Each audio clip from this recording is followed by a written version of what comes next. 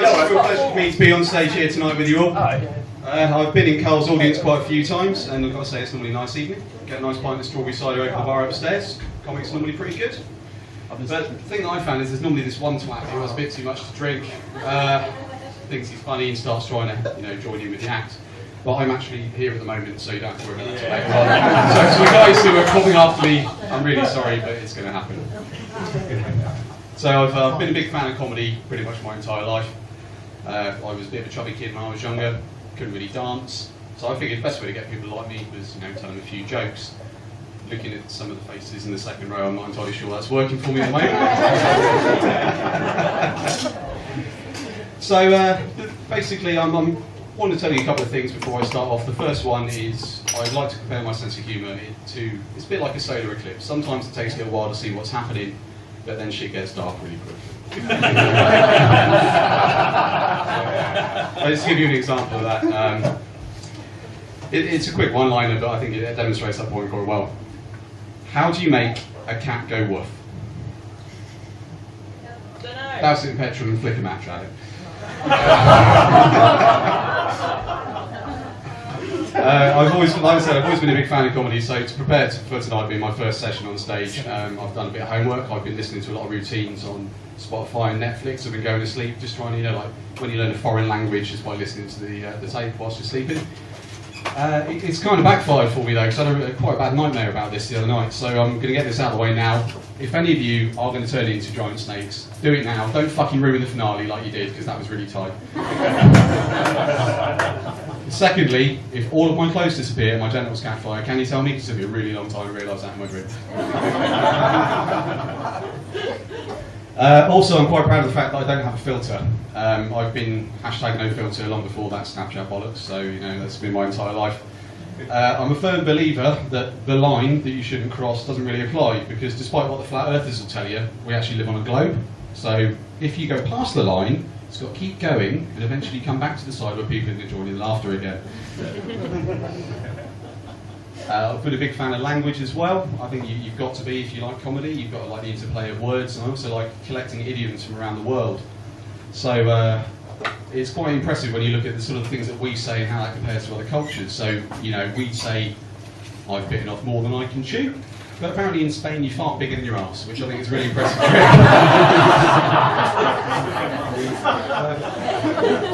The other one is we've all heard about the pot calling the kettle black. No, the Greeks like to have the rooster called the donkey an idiot. Roosters not really known for their intelligence either, I feel. We've all seen football and Acorn. So the back of filter has got me in trouble a few times. I remember one occasion I was smoking out the back of a drama studio in school. I was in sixth form, so it was all legal at the time. You could smoke at 16. So me and my best mate, who's in the audience there tonight, say hello. Hello. We were having a cigarette out the back, and our lovely little teacher came round.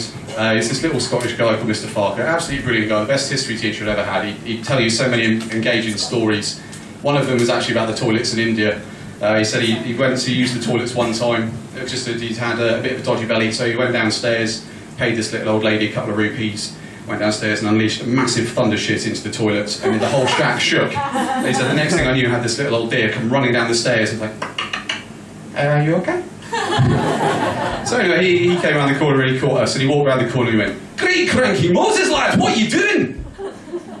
So I looked at the cigarette in my hand, looked at my friend, looked at his cigarette.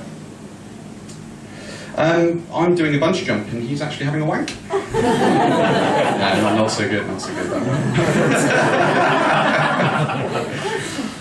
There was another time when I was actually on a flight back from Gran Canaria with my parents, and I don't know how many of the guys in the audience are going to remember this because it was quite a while ago, but you actually used to get a meal on plane, so they'd give you a free feed. It wasn't really free because you paid a couple £100 for the ticket, but they'd actually they'd come around and they'd give you a lovely little tray of microwave chicken flavoured polystyrene, and then after that they'd come around, they'd bring you the hot beverage of your choice. So the stewardess come around after the meal and says, "Can I get you a tea or coffee?" So mum and dad both drank coffee, so like, "Yeah, 2 coffees please." Serve their drinks without incident. I felt particularly singled out by what happened next. "What about you, young man?" "Oh, I'd love a cup of coffee please, thank you very much." So she pours out my drink, goes to set it on the tray, then we hit some turbulence and she throws it in my lap. Now the look on her face was absolutely priceless. It was pure shock, just like, oh shit, this is a lawsuit. So she starts trying to hand me napkins like she's making it rain at a strip club. Luckily, the coffee was pretty cold, you know, it's on a plane, I was the last one to be served, and I was wearing quite thick trousers, so she didn't really do any particular damage to me. She wasn't really prepared for what I said to her next, and I should point out at this time I was probably about 16 or 17, so she's like, oh, I'm so sorry, I just looked at her and went, no, it's fine, don't worry. I like my coffee like my women, hot, wet, and all over my lap. She really had no idea how to react to that one, and I actually got a punch from Mum, which was normally the sign of a good joke. So that's just a little bit about me, just to introduce myself really for the first time being up here. It's been quite an eventful year for me this year. In January I had my first ever trip to Amsterdam, so who's been to Amsterdam? Round of applause. Fantastic, it is definitely an experience to have. And again, in this particular instance I went with my best mate. Due to several possibly incriminating reasons, he can't really remember his first trip to Amsterdam, so he was quite pleased to come back with me for round 2. So as you do, you know, we got off the plane and pretty much got on it straight away. So after a couple of hours of wandering around frequenting the different cafes, we went into this one place off the main square called Smokies. And as we went in there, we picked up our particular supplements, as you do. We got to a table and the waiter comes over and he goes, so hi guys, we've got these cookies on offer today. They are normally €10, but today we are doing them for £5. They smell really strong, but they are not actually that strong. So I'd heard quite a lot about edibles and the dangers of them, and you know, you've got to pace yourself. You can't eat an entire pot of edibles because that's when you end up lying on the floor licking your own eye. So we were debating it, especially when we'd had that descriptor of, these are not that strong. Because if you think about that, if you apply that to like a nature documentary, you could just imagine David Attenborough. Compared to the alpha male, this silverback is not that strong. However, we put him up against a hamster, and he fucking ruined it. So we decided to try them, and the moral of the story is they weren't actually worth buying, and all edibles in Amsterdam are shit. So that's the end of that first part of the story. So after we spent a couple of days wandering around taking in the sights, and I say taking in the sights, but essentially it was the same sort of 3 or 4 blocks because we kept forgetting which direction we were going in. I had blisters the size of my head on my feet, and I was just aching. And as great as it is to have a smoke when you're feeling bad, I actually wanted some actual painkillers. So we found a pharmacy. And I walked in there, and I'm not going to subject you to that horrible Dutch accent again, so I'm just going to pretend that the guy behind the counter was Crichton. So I walked into the pharmacy, I said, hi there, could I get a packet of Coca-Cola more, please? He's like, oh, I'm terribly sorry, sir, we can't actually sell you that prescription over here. Really? Oh, yes, I'm afraid we just don't sell that over here without prescription, sir, it just can't be done. Well, that's weird, because like in the UK, you can pick up like low-strength codeine. You just walk in, it's like Sainsbury's, and they'll give it to you, and then off you go on your merry little way. Oh, well, I guess we're just far more strict over here, sir. So, okay, yeah, cheers. Yeah, more strict, thank you, I'll take the paracetamol. Walked outside to my mate, it's like, did you manage to pick up any codeine? Nah. Do you want to go get some shrimps? Yeah, okay. Do you want to go back and look at the halls again first? Plan. So unfortunately, there was another event this year which wasn't quite so happy for me. In February, I actually split from my second wife, so I'm well on my way to racking up the divorcer, like Ross from Friends. I don't want to go into that into too much detail because I'm going to save all of that pain for the next time that I'm up here. But I will say, in a couple of words, it basically came down to a difference in belief. So I believed her when she said that she wanted to get some therapy and work things out, and she believed I was too stupid to figure out that she was fucking another bloke. Thank you. Originally, that's where that joke ended. However, the other day she came around to pick up some more of her shit. I've been keeping it in my house because although she fucked me over, I'm just too nice a guy to burn it all. So I was actually out in the garden having a sunbathe at the time. She turned up and she couldn't see me, so I finished. The alarm went off. I was like, okay, nice and crisp, up we get. She came back out and, oh, where did you pop up from? Sunbathing. I couldn't see you. It's because I was lying on the floor. So, tattoos are coming on nicely. I just had a couple of new chest tattoos done. They are looking pretty bitchin'. I'm not going to show you yet. I'm not that much of an exhibitionist. She says, I remember when you had that one tiny little shit Chinese symbol on your arm. I went, Yeah. I remembered when you went fucking another man.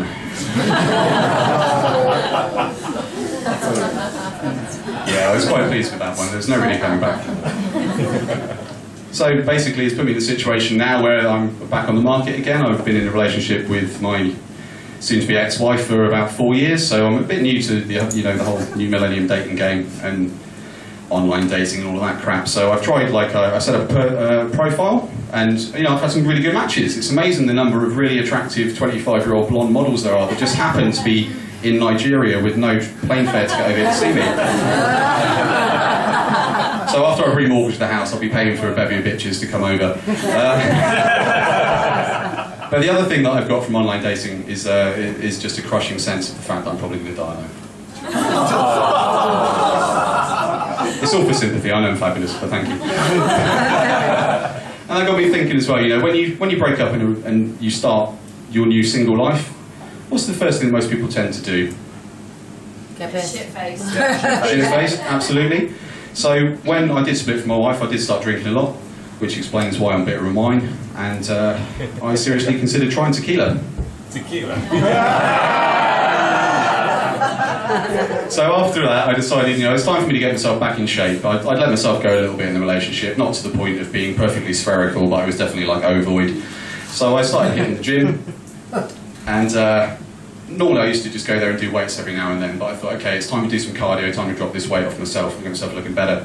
So I started going on the elliptical machine, which you might know is the cross trainer, so the one where you go like this. So I remember coming off that one after about the second workout that I did. I pushed myself to the limit, and I'd done 7.5 minutes. And I came off of it, and it really works your legs and your bum. So I came off thinking wow, my bum feels absolutely fantastic. There is no way that I'm going to getting anally raped because it is just that tight. And then I came off and I realised that the irony was that I was walking like I had a fucking good seeing to. So after a couple of months of working out, I started to feel really good about myself. I thought, I must have dropped some good weight here now. I'm going to go and get on the body weight scales. It's not such a good idea. So I got on the body weight scales, and you put in your pound, and the little light comes up like you've passed out in front of kids. Measures your height, tells you how much you weigh, and then you hold onto the handles. So you grab the handles, and then it goes, spits out a little ticket with your body weight on it. And it gives you your height, weight, BMI, and body fat. So it came out, height, 6'1 3/4. No, that's bollocks, that's 6'2", fuck that, I'm definitely taller than that. Weight, yeah, it's probably about right. BMI, yeah, okay. And it's a body fat. Bearing in mind, I've done a lot of work to get to this point. Body fat, 26%. 26%! It's like a fucking leg! So that actually inspired me after that initial surge of anger. So I kept going, working out more, and ended up dropping about 1 stone in weight. But to keep track of my progress, I bought some of those scales for my house. So I put them on the floor. And is anyone particularly dieting or working out, trying to improve their bodies at the moment? I saw that little nudge. He looks perfect already. So I don't know whether, when you weigh yourself, there's always that one little area in the house, isn't it, where it's the fabric of reality is a little bit thinner. So you put the scales down. 14.9. Nah, that's bollocks. 14.7. In the right direction. 15. Fuck that, back this way. There it is. If you get it right, you do actually go through into a parallel dimension if you find the exact sweet spot.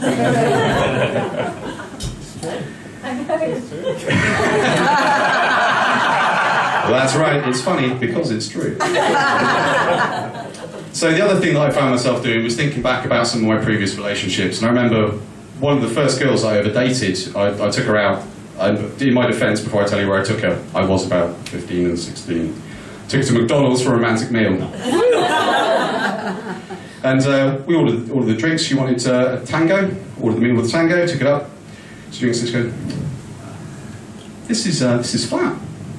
It's like, don't worry about it, I got this. Take the cup, walk downstairs, and I'm just going to fucking ruin the guy's day who's serving. Walked up to the counter and went, hi there, do you serve still tango here? He went, yeah. Fuck. Could I have a fizzy one, please? Of course you can. Thank you. There was another one that sprung to mind, which was one of the girls I was seeing for quite a long period of time when I was working in the pubs. You know, from time to time in a relationship, you get asked to do some slightly unusual stuff in the bedroom. I don't mean like, you know, flipping the mattress or hanging from the ceiling or any of that weird crap, but I had this one request that really has stuck in my mind as something that was just a little bit beyond my comfort zone. So one night we were getting amorous, and my girlfriend said to me, "I want you to come all over my back and rub it in." That's a little bit weird. Okay, we can do that. That's not too far out of my comfort zone. So, you know, we get into the correct position, as I'm sure you can imagine. There we go. Just as I'm about to release the kraken, all over her back. You've got a spunky back. That was the rubbing it in part, in case anyone didn't pick that up at the back of the room. But as weird as human relationships are, they don't really hold a candle to animal relationships. So just to go back on the subject of dating sites a minute, you know, I mentioned that I was encountering a lot of bots. Any ladies that are active on dating sites in the room? Wow, that one went down like a fucking lead balloon. Rephrasing the question, so I'm assuming that as you're not active on the dating sites, you don't have the bots. So any ladies that have received a photograph of male genitalia in the room? Don't be shy, Zara, shout it out. So that's something that I've never really understood, because even the most photogenic penis to me is always going to look like a really depressed elephant with two black eyes. But I've got to say, when it comes to that sort of behaviour, you've got to count yourself lucky that you're not a nautilus, because the male nautilus can actually detach its penis, which then swims off to the female. So if you draw that comparison to humans, you'd be walking down the road one day, and all of a sudden all you hear is... Fuck's that? And then you look round and they're coming for you. They're coming for you. There's nothing you can do. Thank heavens for small mercies on that front. The other one that always makes me laugh is bedbugs don't have sex in the traditional fashion, as you'd imagine being insects. So they actually use something called traumatic insemination, which is basically the equivalent of when you come home from a night out and your other half is so drunk that he's got no idea where the fuck the goal is. And he basically stabs it into you and then empties it, and that's it. And it's good night, bye. Off there you go. Strange but true.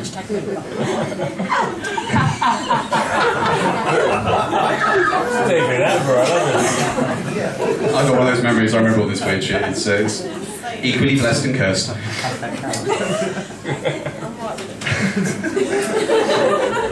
So the other weird thing that I know about animals, well, there's loads of them, but this is another weird thing that I know about animals. Scientists have found that by shining a blue light onto rats, you can give them an erection. So it raises several questions, but we're going to ignore most of those questions and just proceed to the imaginary scenario. So imagine, if you will, you're a rat. You're driving home, it's date night, you're in a good mood, you want to come over to see the wife, you've got a nice bottle of Little Rat Chablis in the car. Driving down the road, maybe going a little bit too fast, maybe distracted, thinking about what's happening, and you go through a red light. All of a sudden behind you... Fuck. So then you pull over to the side of the road, up comes the policeman. Can you step out of the car, sir? I'd really rather not. I think you might think somewhat better of me if I did. No, out of the car now. So you get out of the car, and there you are. And that's how you end up being beaten to death by the police if you're a rat. So that's that's the end of that particular one. The other thing that this is the final one on the subject of animals, I promise. If I was to say monkey with a frog, would anyone know the video that I'm talking about? Yes. Yeah. See, I'd heard about this video a little while ago, but I haven't actually had the guts to check it out. So for those of you that haven't seen it, it's basically, I think it's a chimp rather than a monkey, and he's in jail, well, the zoo, but monkey jail, and he chances upon a small frog on the floor. So over he strolls to the frog, picks it up. This looks like an interesting utensil. And he basically uses it like a fleshlight. If anyone doesn't know what a fleshlight is, I'm not really going to explain that part of it, but he just opens the frog's mouth and then proceeds to pleasure himself with the frog. After he's done, just tosses it away. I know, how traumatic for the frog. So then, because of the weird way that my mind works, I just had this scenario whereby the frog, he escapes, you know, they're in prison, you have to show people who is the bitch in prison, so you can totally understand why he did that to the frog. But then the frog gets home, and he walks in through the door, and he's greeted by, "Oh, Kirby, where have you been? It's so late. I was so worried about you." "Don't want to talk about it, Piggy. You would not believe the day that I've had." "Oh, come here, Kirby. I can make it better." "No, don't touch me. I just want to drink bleach and sit in the shower and cry."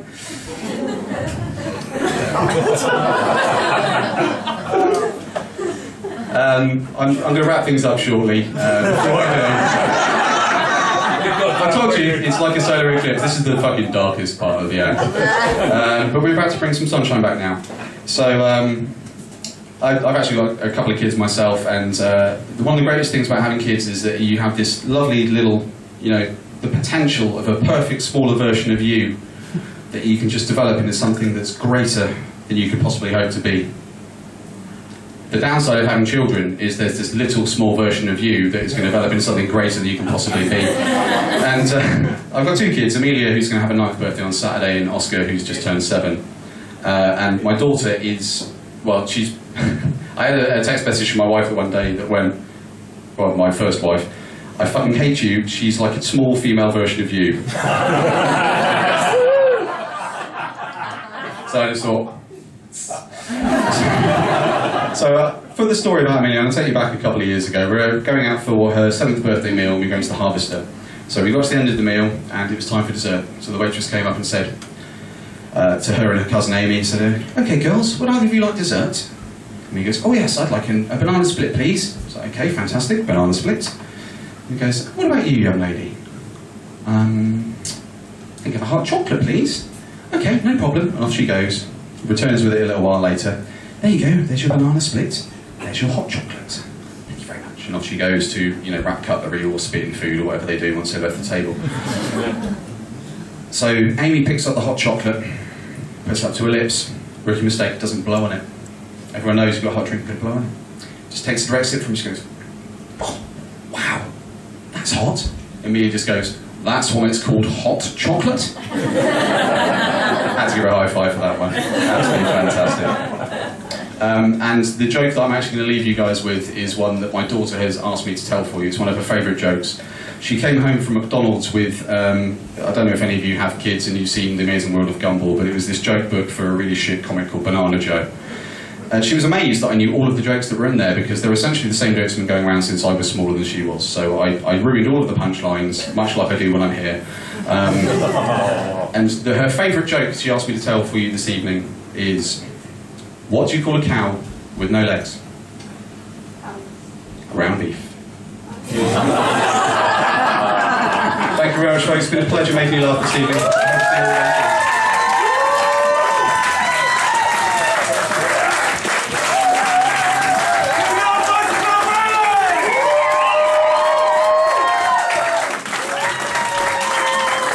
What a fucking debut. Legend, mate, ladies and gentlemen. It's been a lot of week in a couple of months, I'm telling you that. We're going to have a quick break for you. You all have fun so far? Yeah. Quick 10-minute break, maybe 15. Have a fag, have a piss, grab a drink. We'll see you in 15 minutes.